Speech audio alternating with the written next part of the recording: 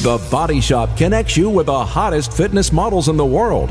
Learn the backstage secrets that most successful bikini divas, fitness models, and bodybuilders use to dominate their competition and land on the covers of magazines. Only here at the Body Shop will we allow you to listen and talk to the best of the best in fitness competition. If you're passionate about bodybuilding and fitness, you have found your new home. All of us here at FTNS Radio would like to welcome you to the Body Shop.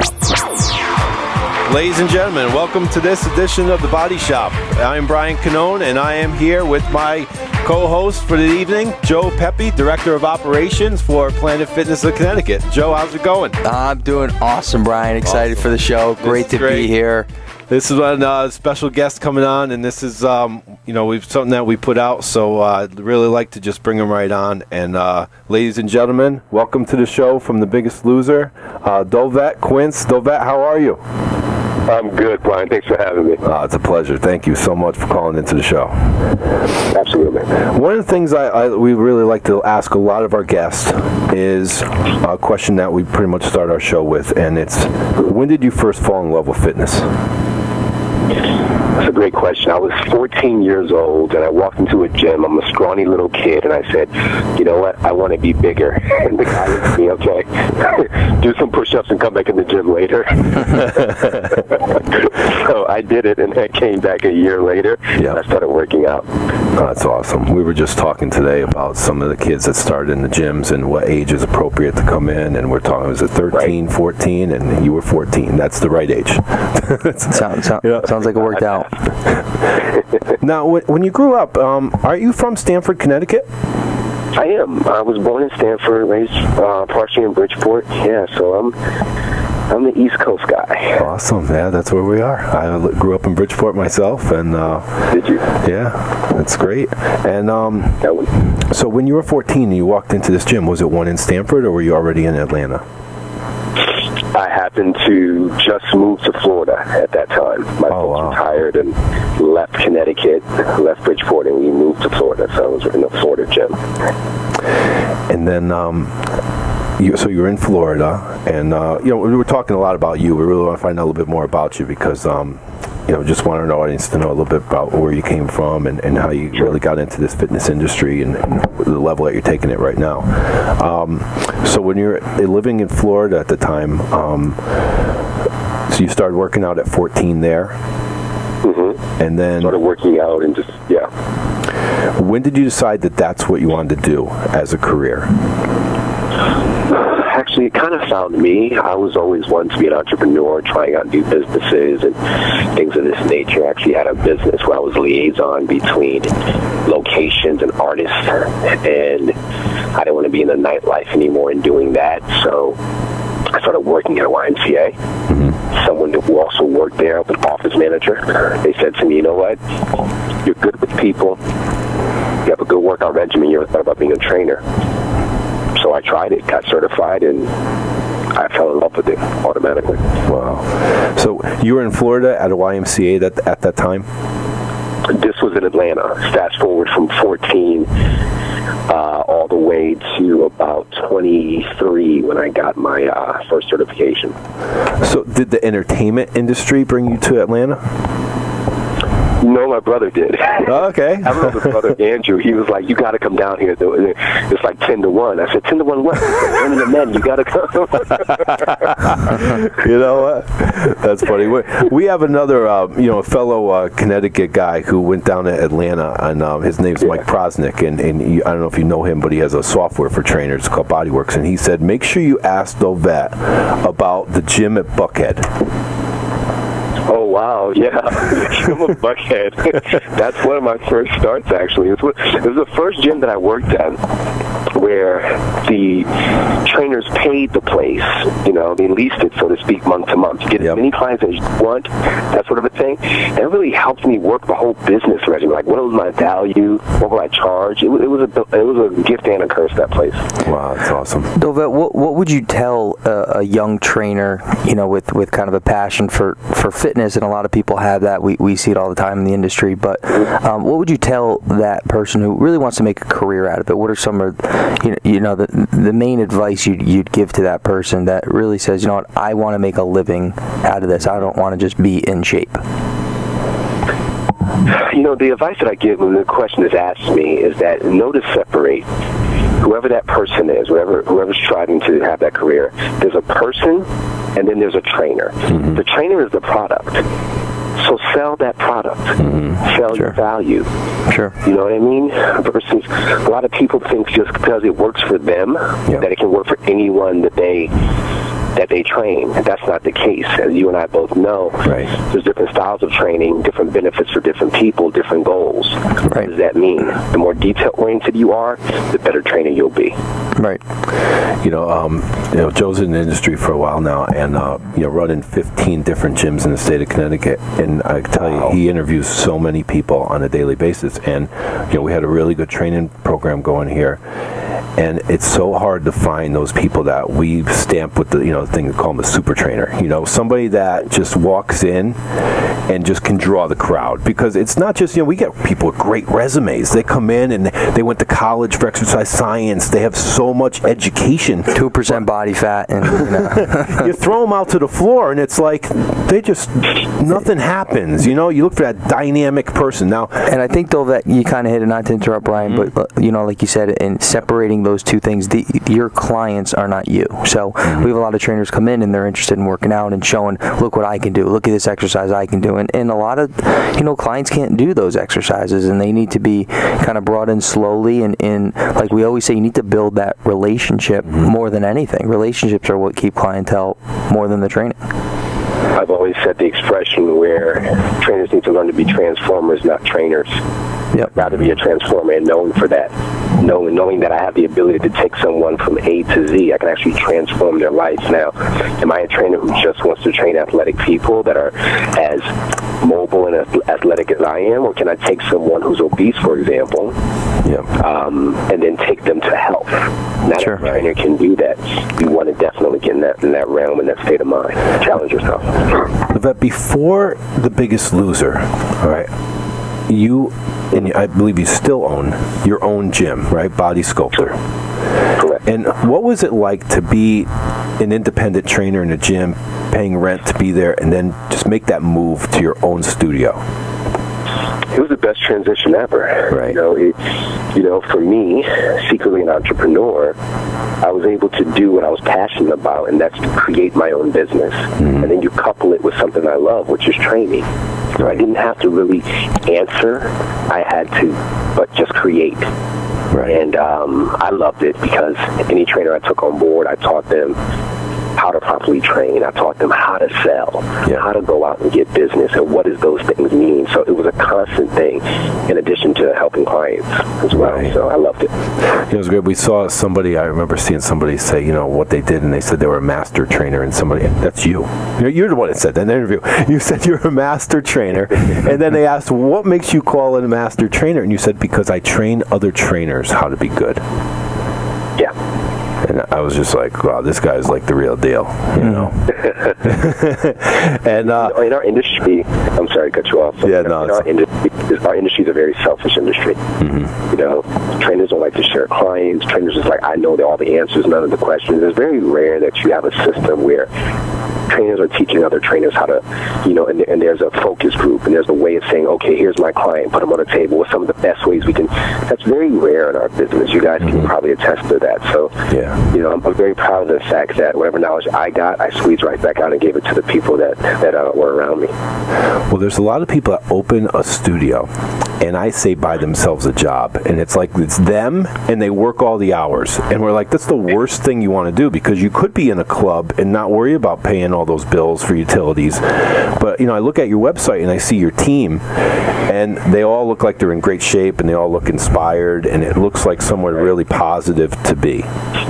Yeah, I'm very proud of them. I'm very proud of their work ethic. They really do well down in Atlanta while I'm here in LA, and I'm looking forward to getting in the trenches with them again here in a couple weeks when I'm back in Atlanta. That's going to be great. Now, when we want to talk a little bit about how do you land this Biggest Loser, because out of the millions of trainers that try to make this position, and they know that this is something that's superstardom, it's going to put you on the map. How did you get it? I think it was years and years of pursuing this and falling in love with fitness and kind of like excluding myself. You know, it's funny how when you give so much, how much you get back, so to speak. I mean, if you want to look at it, I feel as if, honestly, I gave so much of me, and honing the idea of this is how trainers, this is how you train, and then teaching them how to treat people and be treated and so on and so forth. And somehow that coupled in with being business savvy, hiring publicists, advertising Body Sculptor, advertising myself, training specific celebrities, if you will, drawing attention. Next thing you know, Hollywood was knocking, and here I am. That's incredible.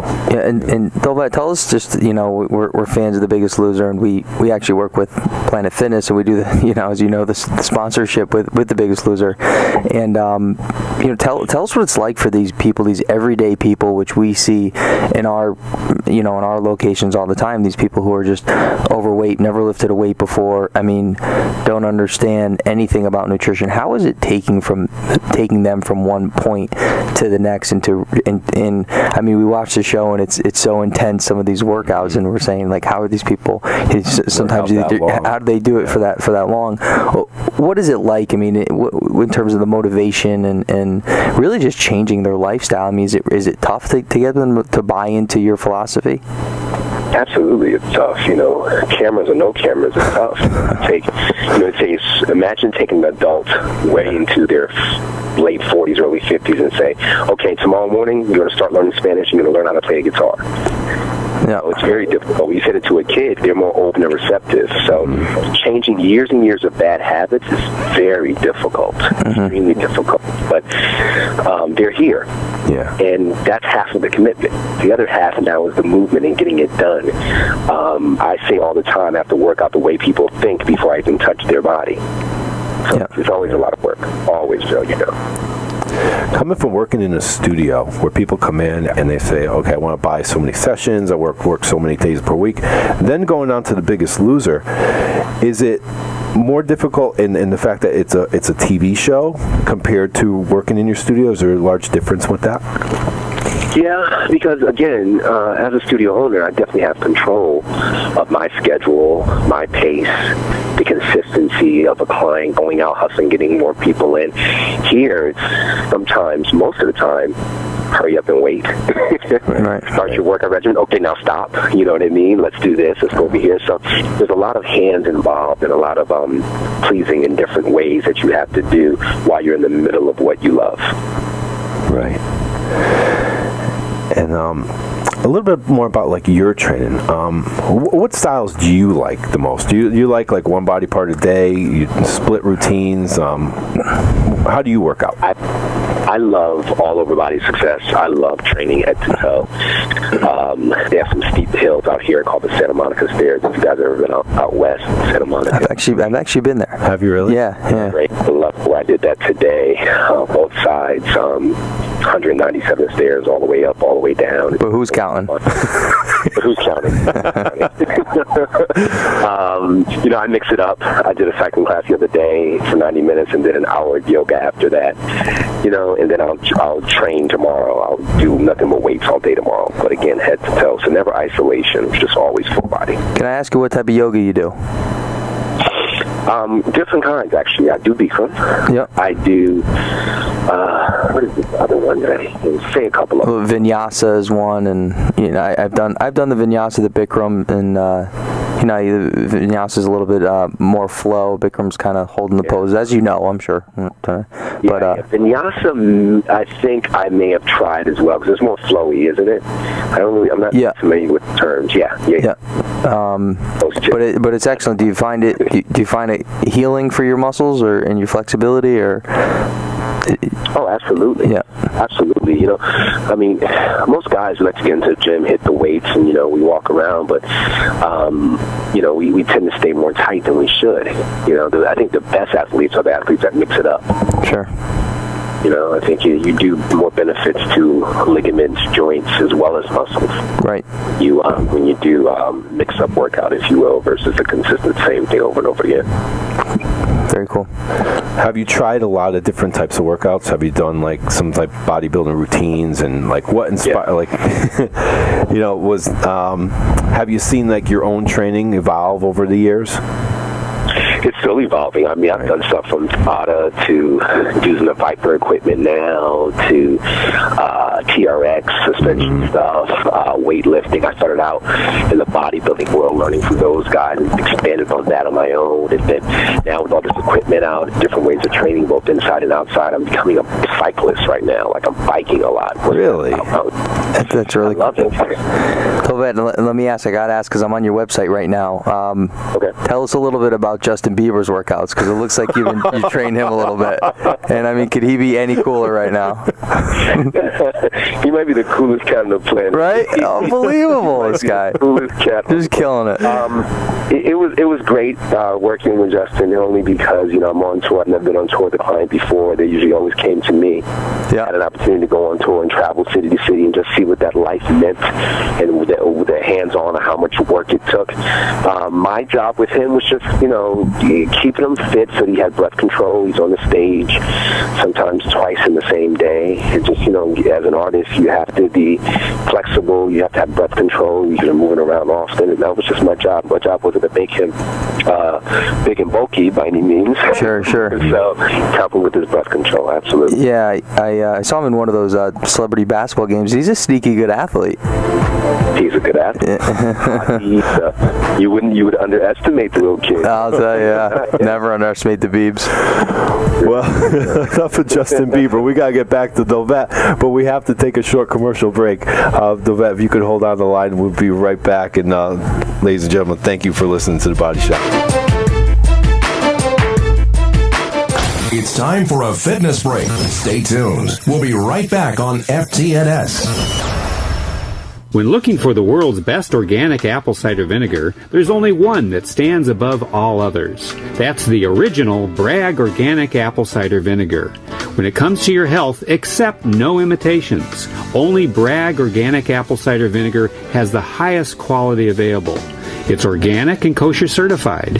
It's unfiltered, rich in important polyphenol antioxidants. It's raw, not pasteurized, a live food. It contains the miracle mother of vinegar, rich in protein enzyme molecules highly regarded for their nutritional and health benefits. Bragg Organic Apple Cider Vinegar is at your favorite health food stores or in grocery health sections. Learn more and see our video at braggacv.com. That's braggacv.com. This is Dr. Patricia Bragg, health crusader to the world. You will love my Bragg Organic Apple Cider Vinegar and other Bragg products. It's here, the newest weapon in post-workout recovery nutrition. This natural and organic all-in-one formula delivers the ammunition your body needs to advance on your battlefield and beyond. Introducing Nutrition's Basic Training. Protein, branched-chain amino acids, vitamins, minerals, good fats, and enzymes with no artificial sugars, colors, or flavors. Go to www.amnutritionhealth.com and join the ranks of the supplement revolution. Beyond protein, the body's ammunition, Nutrition. Need FTNS on the go? There's an app for that. Download the FTNS app for your iPhone, iPad, or iPod Touch now. FTNS, world's first fitness radio, will keep you moving. Welcome back to FTNS, world's first fitness radio. Enjoy the show. And we're back. And I'm Brian Knote, and I'm here with Joe Pepe. And on the line, we have Dolvett Quince from Biggest Loser. And Dolvett, how's it going? Pretty good. All right, awesome. Very good, excellent, thank you. Were you shooting a lot today? Filming? Yeah, I'm still here shooing now. Oh, really? Yeah, just in between, obviously. We appreciate you giving us some time here, too. Yeah, it's great. Now, we're talking a little bit. He wanted to talk again about Justin Bieber and saying that's his birthday and wish him a happy birthday. I said, all right, we got to get back. All right. But, getting your chance and this opportunity to be on The Biggest Loser and create your brand, has it helped your studio a lot at home? Oh, absolutely. You know, with over 12 million people watching that show every Tuesday, people are going to do research, okay? The new guy, so to speak. Oh, he has a place, so there's been a lot of requests that I open up places over in different cities. Yeah. I'm trying to compete with Planet Fitness at one stage in my career. We'll see what happens. Well, it's definitely, Planet Fitness, becoming a huge sponsor of that show, it used to be 24-hour, and now, they have Planet Fitness equipment in the studio and the ranch.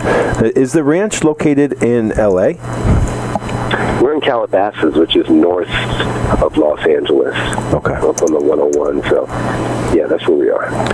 Is it nice? Do they have everything set for you? You have like a private cook and all that stuff? Everything, all the bells and whistles you would imagine. You sound a little jealous there, I gotta be honest. We are. Does anybody sneak in any candy or anything, like the movie Heavyweights or something? You know what I'm talking about. Or no, are they pretty strict with that? Love it. So, mum's the word. Yeah.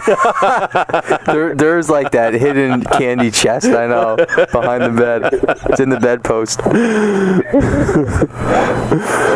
So, your guys at home running your gym, do they call into you a lot? Do you check on how the studio's running, or you have somebody that's like your main person that kind of stepped in for you during this time? Yeah, I have people that I talk to on a daily basis. I see P&Ls weekly, and even still communicate with some clients who've been lifers, so to speak. So, the communication is always open. I think that's the key to running any place.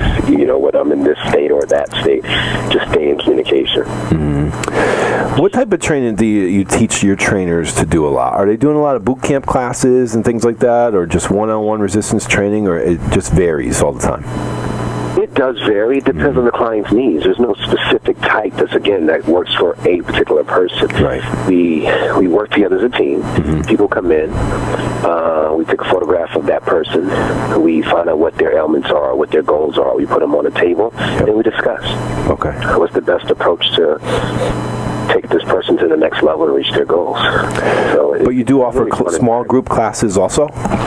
We do a pure energy class. That's amazing. I have a live DJ that comes in and spins, and it's a full circuit class. It's unbelievable. We don't have any room. People are signing up for 2-3 weeks at a time. That's awesome. See, it seems like that's kind of where the industry has been going, Dolvett, with the small group training and training with friends and that sort of thing. It's a little bit more motivating, and it seems like that's kind of where everything's going. Yeah, it is. I think people, like you're saying, are motivated by telling their friends coming with me, family members, co-workers, whatever. And you do it as a unit. You do that camaraderie thing. The likelihood of you being successful, I think, is great because you guys are probably going to cheer each other on and make it work. Mm-hmm. Right. Well, what we did is a couple of these Planet Fitnesses in Connecticut have built studios called FitPro, and they're doing some of the one-on-one inside there. So yeah, I've seen them. But we've definitely seen some of the more people asking about boot camp and we incorporate some TRX workouts and things like that. But you still get your people who want the one-on-one, but definitely the small group training is kind of where it's at. Mm-hmm. More and more popular these days, people getting into groups, which I love. I love taking a big group and making them sweat and vomit. Well, talking about something like that, though, I was wondering, have you thought about like your brand and what it's going to be as you become more and more popular, with the TV show and your studio? And I saw like on your Facebook, you said, check out my new, like they did Dolvett, and they changed it up on your icon there. Are you starting to brand yourself a lot more too? Absolutely. I think with this platform, I'm obligated to do that. Right. You know, continue to brand and search for new ways to be inventive. You know, I've always had ideas as a marketing guy that I wanted to do. But now with this platform, it's in warp speed. Right. So, I'm very fortunate, and I'm humble, but I'm hungry. You know what I mean? Mm-hmm. Have you thought of different things that might be unique to you? Like if you were to come out with your own workout program and like the style that it would be? Absolutely. Yeah. It's brewing as we speak. I'm not telling you. Oh, man. So stop asking. That's why you're here. We want the backstage secrets. Sneaky little fella.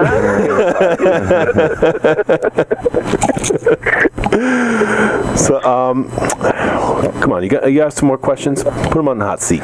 What do you got? Who's going to win, the Biggest Loser? Red team or black team? That's easy. That was a layup. This is exclusive. That was a layup, huh? This is a private exclusive right here. It's been heard before. I think Connecticut listeners are the only ones who will know this, but the winner is going to be, I'm not telling you. Man. You got us. I never heard of that contestant. You never heard of that? No, that contestant. I don't remember that name on the show. Trust me, they're wearing a red shirt. Trust me. Yeah.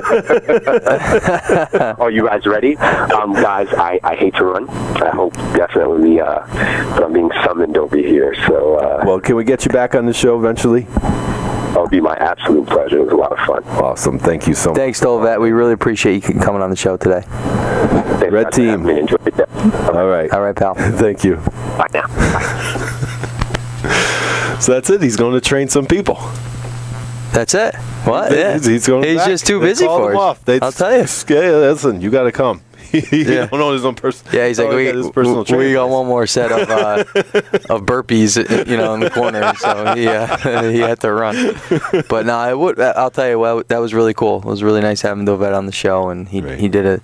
He was a really cool guy, and that was, hopefully our listeners liked it. It was he's becoming a superstar, that's for sure. Well, it's a pretty real conversation. I mean, when you talk to people who have come up in the fitness industry and caught their break, Sure. I mean, it's you like to see that, people that are so passionate about fitness and helping people, but a lot of trainers, especially we've seen it, they just act like it's a part-time gig and they don't take it to that level. Like what he said was, it's about how much energy you're putting out there that eventually it's going to come back to you, and that's what we all hope for at FTNS Studios.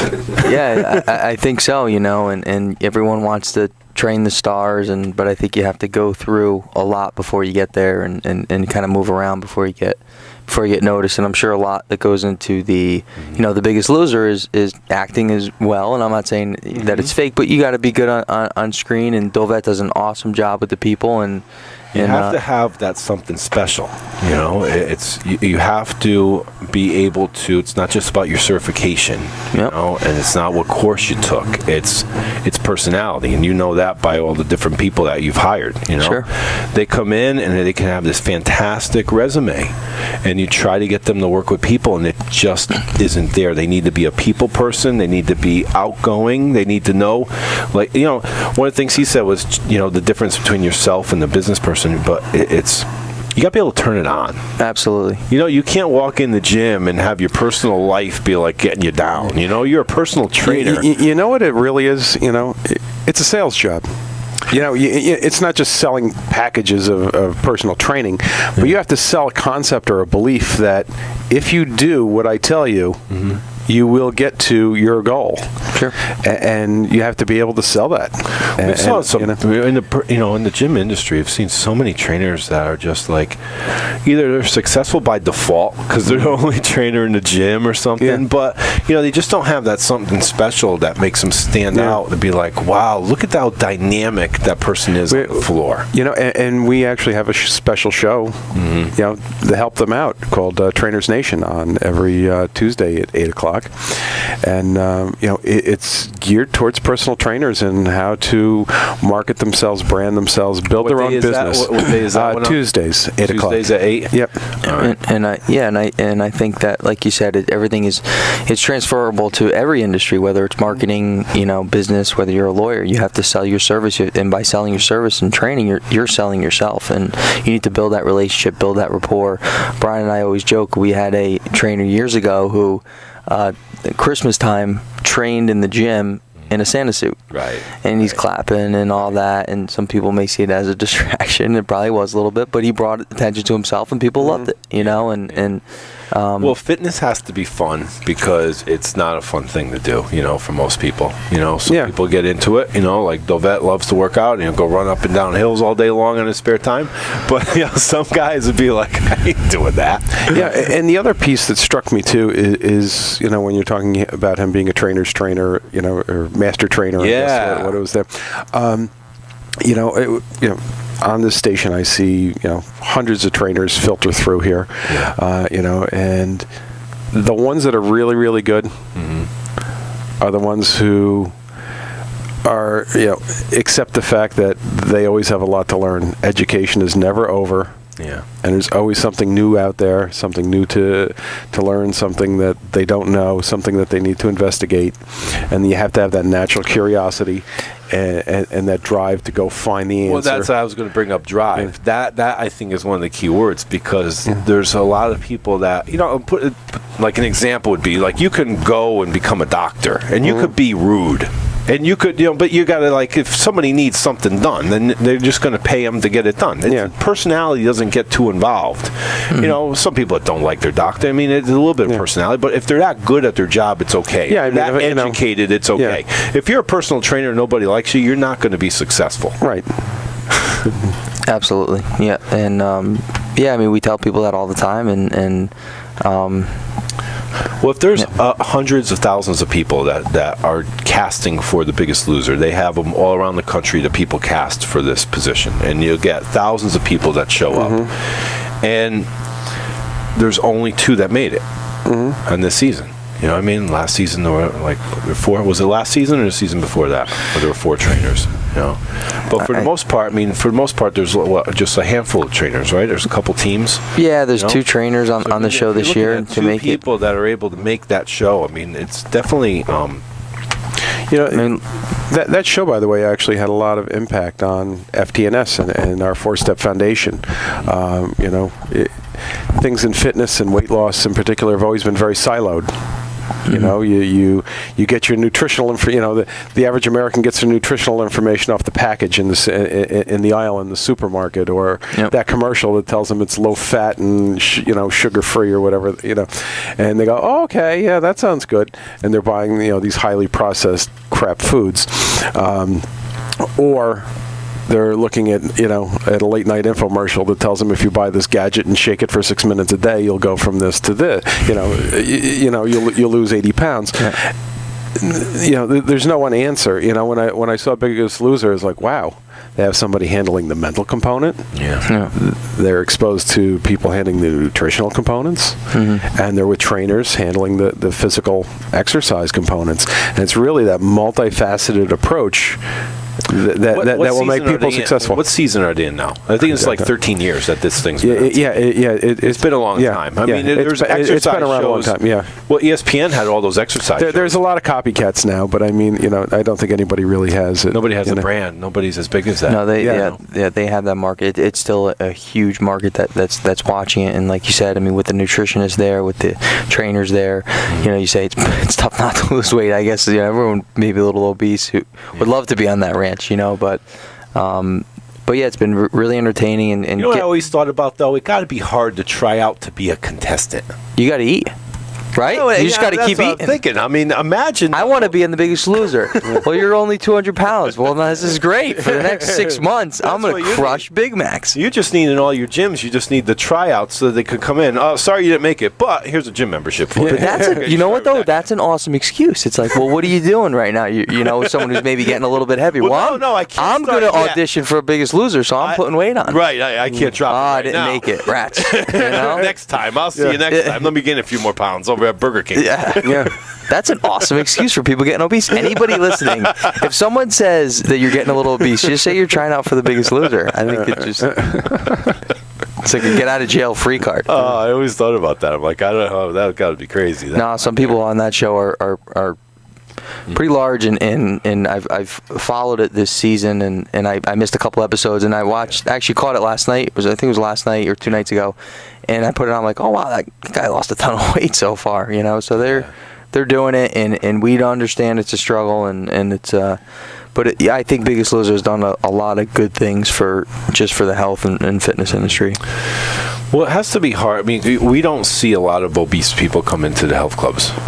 You don't see a lot walking. No. We actually have another show, Getting My Life Back. Sorry, they keep plugging our network shows here. But we have a show every morning at 9 o'clock with Dan Hawthorne. Dan, a year ago, was 600 pounds. Wow. He had lost both of his jobs, was in a very dark place mentally, and just was sitting there on the couch, eating himself to death, basically. They didn't take him on The Biggest Loser. And he was rejected. He tried to go into a gym. He got taken. Did he try to go in? Yeah. And what do you mean? And tried to go in? You couldn't get through the door? No. But I mean, Brian, nobody. They stuck him on hoarders. Nobody there wanted to help him out. Yeah. And it was they're tough. They're tough. Yeah, I mean, somebody like that. I mean, to get yourself to that point, to be 600 pounds, isn't just not understanding some eating habits. I mean, there's more. Oh yeah, there's a lot of issues there. To that. Yeah, I think there's there's some mental issues I mean, going on. the gym. I mean, you're talking like 80,000 members of Planet Fitness. Of those people, the obese market is probably very small. I would think of 80,000 people that go to the gym or joined. That's not per gym.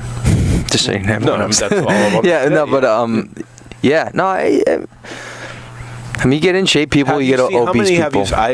I've been there all the time. Define obese. I mean, is it Biggest Loser obese is Yeah, I'm talking. I think it's like supersized. Yeah, any guy over 300 pounds. No, I mean, it's tough to get to that, though. Yeah. Wow.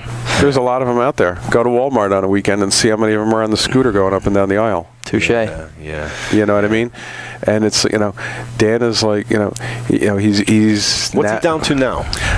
Somewhere around 350, 360. Can you imagine that? He lost 240 pounds, and he's still 350 pounds. Yeah. Okay. Well, good for him. And I mean, he actually wound up through a friend of a friend. He got introduced to, or somebody in his family got introduced to this young kid who was a personal trainer and took over the fitness facility in the local community college.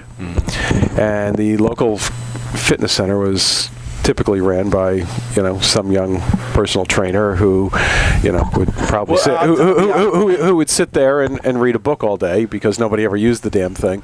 Right. And if you have somebody walking in that's 600 pounds, it's probably almost comparable to somebody that's all gassed up on steroids walking through your door. You'd be like, whoa, what do I do with this guy? No, I mean, they got in touch with each other, and he said, I want to talk to you. Yeah. And and Dan talks about the courage that it took to even walk in the place. Yeah, no, what I mean? He's like, what the hell's going? Everybody has been so nice to him, so supportive. All the students, everybody. He's gone in there. He's, his first workout was 15 minutes. That was it. Yeah. You know what I mean? That's how when you're baby step it had to be. It was on that. I don't know the name of it. Where you sit down, you like pedal a bike with your hand into that machine. I forget what the hell the name of it is. And literally that for 15 minutes was it. You know what I mean?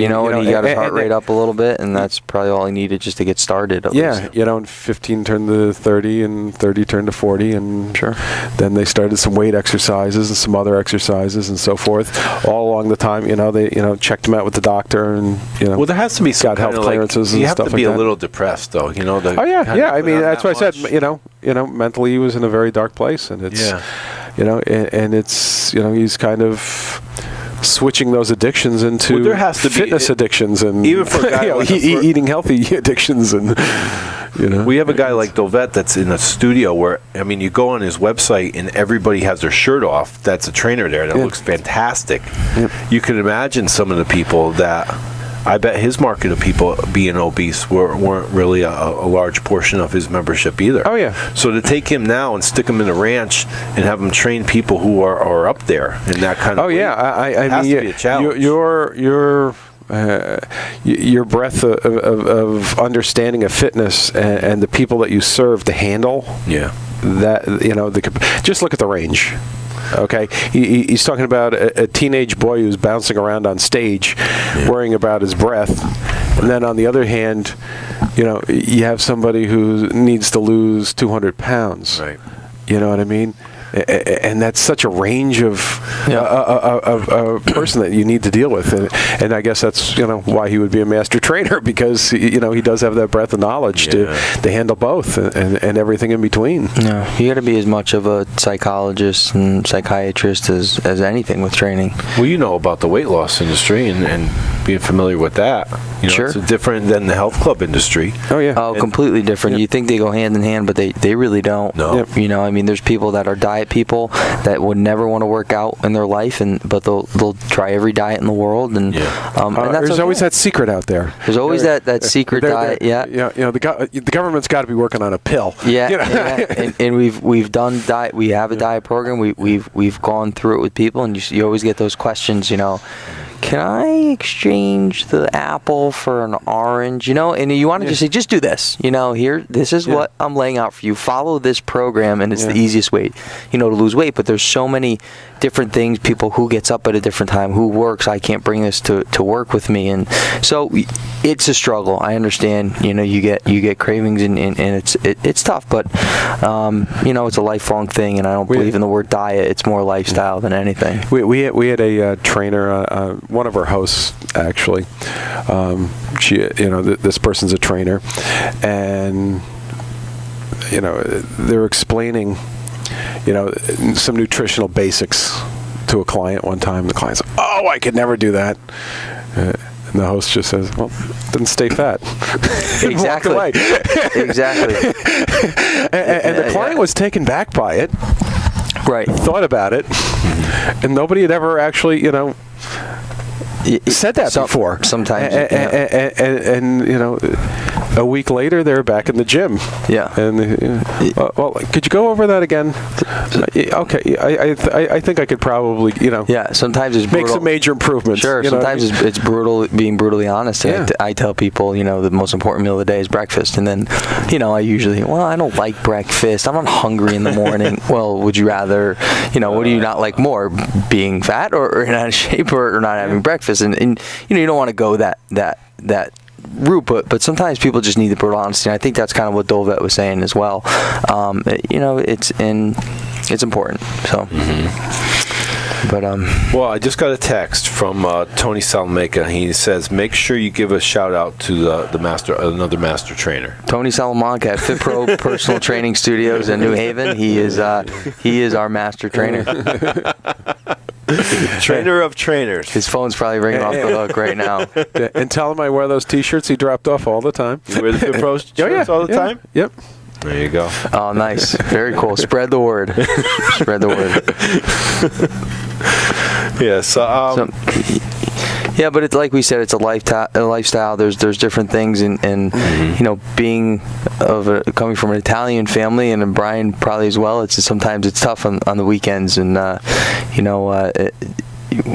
want to have your big Italian dinner, and my dad got me into it, and I know your dad got you into it too. So it's it doesn't make it that bad, but even for him, he likes to eat too. But who? Tony or Dolvett? Oh, we both all like to eat. Yeah, I think everyone. There's a thing here, and this is kind of, I'm a person who's always battled his weight my whole life, and it's this thing. I never really understood it till I started working at the station. It's really about what is your metabolic state and what is your goal. Okay, if you're a bodybuilder, or training for a show, you can eat something that may not have any impact on your body. You may be able to eat a higher calorie count for the day, you may be able to, your metabolism runs like a V12 Ferrari. You know, yeah, it's like Michael Phelps. You know what I mean? Yeah, exactly. You know what I mean? Yeah, you can go get high and eat a package of Oreos. I wasn't even talking about the wheat. You know what I mean? I was talking about his diet, 10,000 calories a day, but the kid. Oh, what causes that 10,000 calorie? Yeah, but his morning workout is swim in the Pacific Ocean, so it doesn't really affect him. Yeah, you know what I mean? Yeah, that's a perfect example. You know, you take somebody like that and you go, oh my God, this kid is so lean. He has like, a 29-inch waist or something. And it's like, he can eat whatever he wants to. Right. Jeez, right. And my God, and if I, go for number 2 at Wendy's, I'm screwed. Your butt jiggles for a week. Yeah, and it's like, yeah, Michael Phelps can, go have that, 3 or 4 plates of pasta on a Sunday with the family. The average person can't. Exactly. And it's really about, well, you know what, if you get your... How do you get on Michael Phelps? He really eats like 10,000 calories. They did a thing on his diet. I mean, he eats like 4 bacon, egg, and cheeses every morning, and his lunch is like pizza, and it's like he literally eats like 10,000 calories a day, or maybe even more. But he trains for 5 hours, Right. So he's swimming laps, right? Yeah. He's like, as I said, his metabolism is like a V12 Ferrari. You know what I mean? Right. Or mine is like a 4-cylinder Volkswagen. Well, if we stick in a pool all day long, we'll see something else. You could have all those calzones you want. Yeah. But there's different things you can do, of course, to get your metabolism going. Whether it's a lot of things like we talked with Andrew today with eating every 2.5 hours. That keeps your metabolism going in workouts. That is a very key thing, and I think it's something that's not talked often enough about is eating frequency. Just the whole concept of blood sugar. Yeah. Mm-hmm. Yeah. And you brought up the concept of breakfast, and breakfast is the most important. Not only eating it, but making the right choices. Mm-hmm. Okay, if you have those high carb cereals, high sugar cereals. Mm-hmm. Okay, or bagels, or all the other highly processed white flour things that we typically eat in America for breakfast. What you're doing is sending, a spike in your blood sugar. Mm-hmm. Mid-morning, you're going, oh my God, I'm starving. Yeah. Okay, yep. And you're ravenously going to lunch, make some more poor food choices. Yep. By the end of the afternoon, you're sitting there at your desk trying to keep awake. So you have, 2 cups of coffee to try and wake up so you can keep working. Yeah. And then you get, then you have a snack that's another poor choice. Whereas if you just started it out with, fats and proteins and vegetables and things like that in the morning, you never would have had that spike to begin with. You would have made better choices later on in the day. That's not going to happen when you don't bring any food to work with you. Oh yeah. Well, it's tough. It is tough to eat healthy all the time. You need to know what to ask for when you go out to to a restaurant. And I like the the theme of breakfast. I'm a big breakfast guy. I love breakfast. And it's your body is craving nutrients when you wake up in the morning, so it knows what to do. It's not going to just store those as fat. It's going to use those for your energy to spike your metabolism in the morning, and it really gets your metabolism going. And that's why it's so important to you should, like they say, eat like a king in the beginning of the day, a pauper at the end of the day. You want your carbs, all your good stuff. I mean, everything. You want to eat more in the beginning, and I tend to have 400 to 500 calories every breakfast. Like Vince Domani's been doing this whole big thing on eating meat in the morning, meat and nuts. He eats all of his protein and his fats in the morning, and then I was doing turkey burgers for a while for breakfast. I would cook them on the stove. Really? Yeah, our nutritionist Jerry Zadkoff, she always recommends leftovers from the night before. Right. It's perfect. Yeah. Save. Cook a little extra at night when you cook a little extra and set it aside for your breakfast. And who says you have to have eggs every morning either? I mean, that's just like whatever you've been. Right, but I mean, you can also make a frittata out of throw your leftover vegetables in the eggs and throw it in the oven for 2 minutes, hop in the shower, come out, and you have a frittata made. Yeah. Even people that do eat healthy, though, I've never been into the whole thing of like do your cardio on an empty stomach at the beginning of the day. I always thought you kickstart your metabolism, eat something. I have to have even anytime. There's a big thing about this, and it's really it's boiled down to what makes the most sense to me anyway is listen to your body and do what feels good. I myself have to have a small something, a handful of nuts or a small thing of Greek yogurt or something before I go to the gym. Mm-hmm. If I go on an empty stomach, I'll be lightheaded and dizzy and can't do crap. However, if I eat too much, then I feel nauseous and sick and disgusting. So I need to have just a little small. It's nice to get those carbs before you work out. The good sugar, like you said, the Greek yogurt's great. The fruit is great. Post workout, definitely protein and try to get some carbs with that post workout because again, your body's craving that and knows what to do with that stuff. Post workout. So nutrition is really, I always say 80% of the equation there. Yeah, I hear over and over again, you cannot out exercise a bad diet. That's true. It's true. I know my friend. Isn't that a quote? I'll tell you the truth. I don't know who first came out with it. Yeah. It's really, really true. My friend, these people who join your gyms and going, oh well, you know what? I can still keep eating this crap, and I can still have my pizza. And half a pizza at night. Yeah. Because I'm going to go on the treadmill for 45 minutes. Well, that's really not. I got a friend of mine, Marco. I know he's listening in, and he's an Italian kid. Likes to eat, likes to eat his meatballs and everything. But he works out like a fiend, and he does his yoga. He's a soccer player, and he's able to burn a lot of it off. And that's important to keep your metabolism going. In that way. So. He burns it off with yoga? I'll tell you, try doing a Bikram yoga class. You're in a pool of sweat at the end. It's an hour and a half. Okay. I just started doing it a little bit. Improves flexibility. It's intense. Whoa. We have a caller? Yes, we do. Who's calling in? Caller, are you there? Yes. Hello. Who are we speaking with? It's Danielle. One of the New York Divas. Uh-oh. Are you looking for the Doug Show? The Doug Show had a little we were trying to get Doug on, and Doug likes to talk to us while he's driving around on a motorcycle, leaving out of an airplane, going on a parachute. We can't really hear him. Oh, my God. Well, you guys were talking about such interesting stuff, dieting and everything.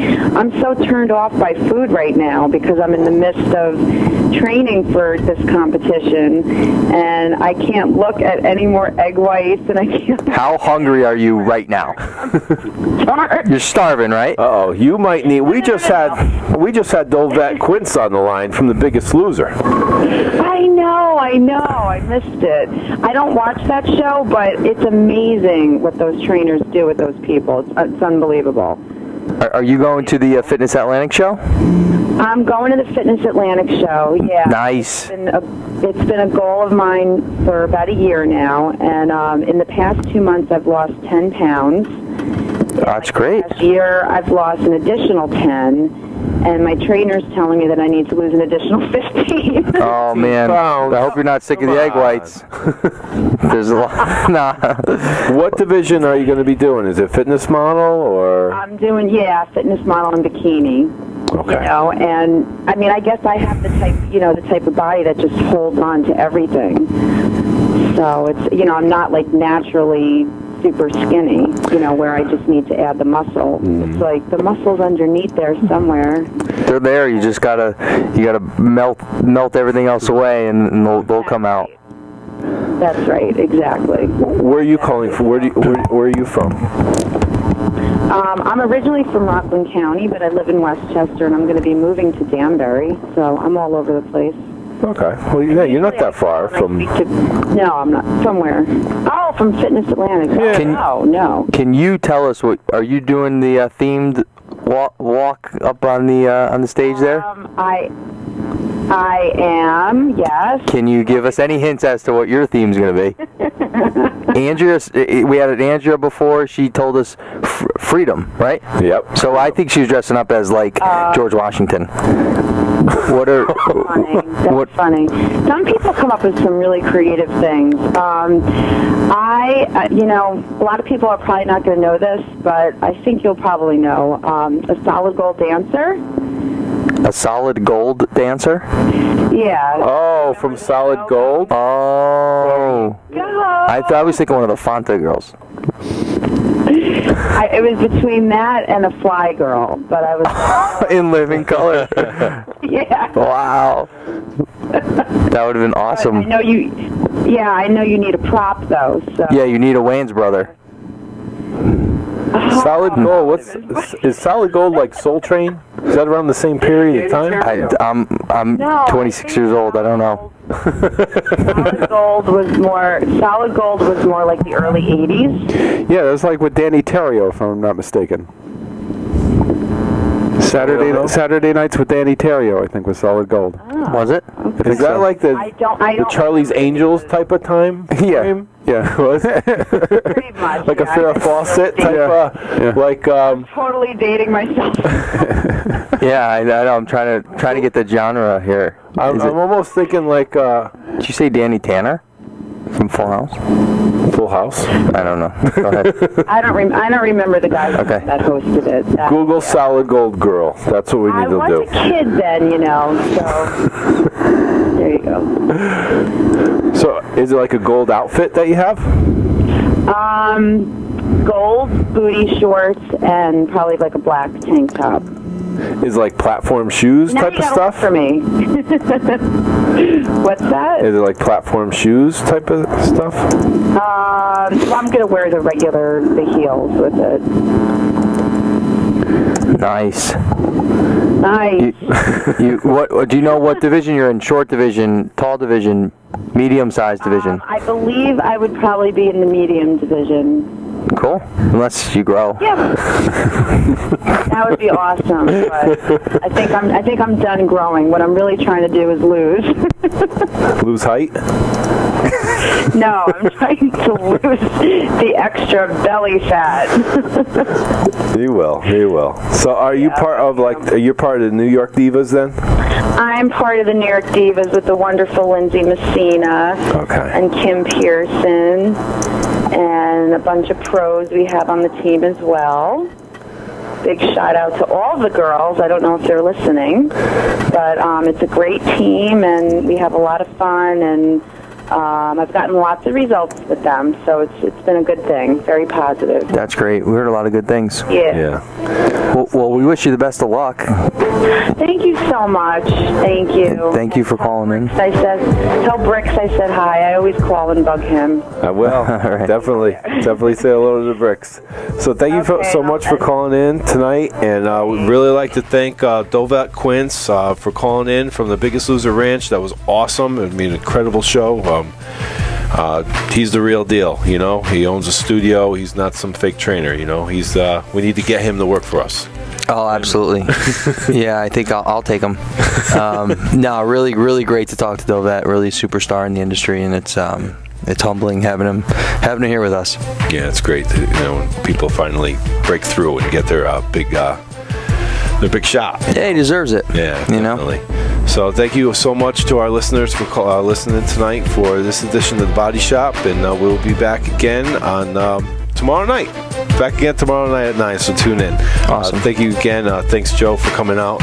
And thank you, Brian. Sir. All right. Thanks for coming in on our show tonight. Okay. All right. And plugging all your other shows. So, ladies and gentlemen, good night. Night.